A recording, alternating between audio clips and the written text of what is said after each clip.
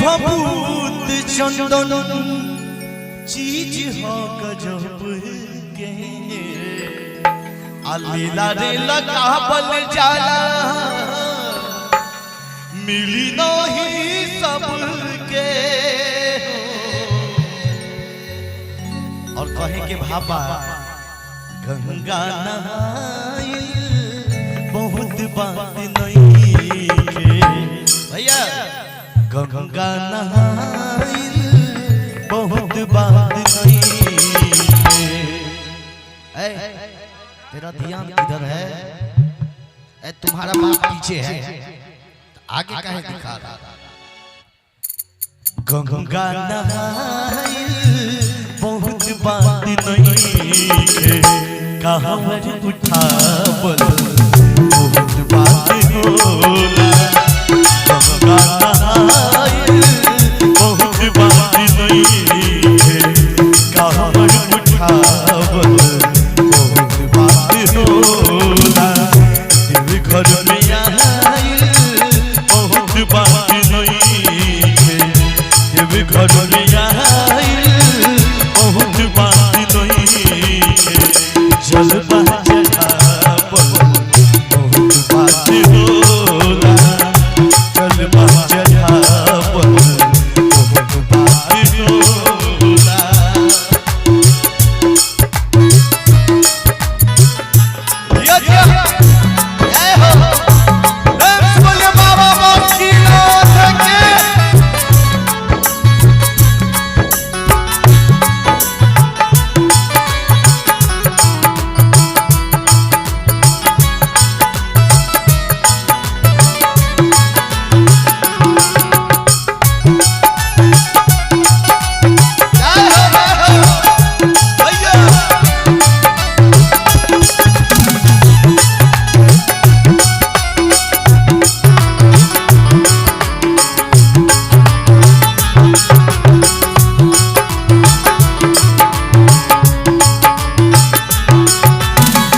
बाबा के भभूत चंदन चीज हो गजब के नीला रे लगावल जाला मिली नहीं सबके।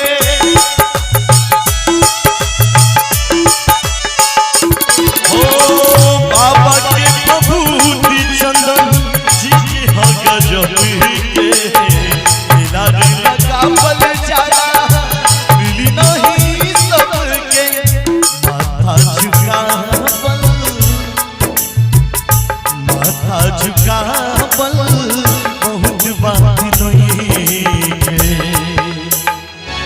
माथा झुकावल बहुत बात नहीं है चंदन लगावल बहुत बात होला। माथा झुकावल बहुत बात नहीं है चंदन लगावल बहुत बात होला। जय हो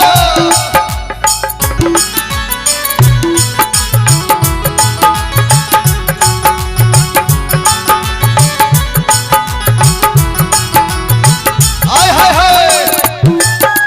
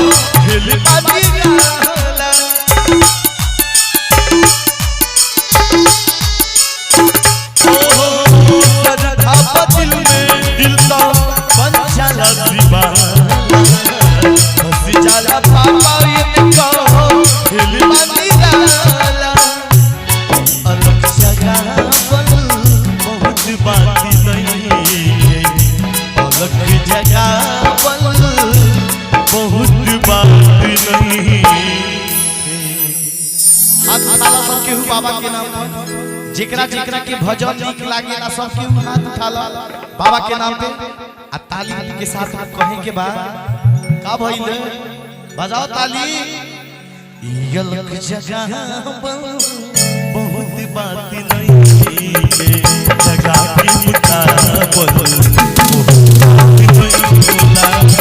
जगह की मुताबल बात होला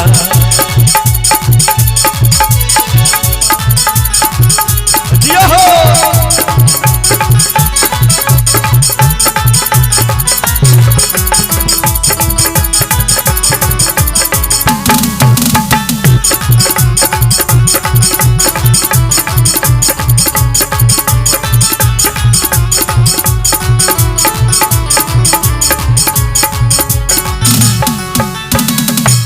बिहारी पवन नाच शिव कमरिया गावत बजावत झूमा आवेला दुवरिया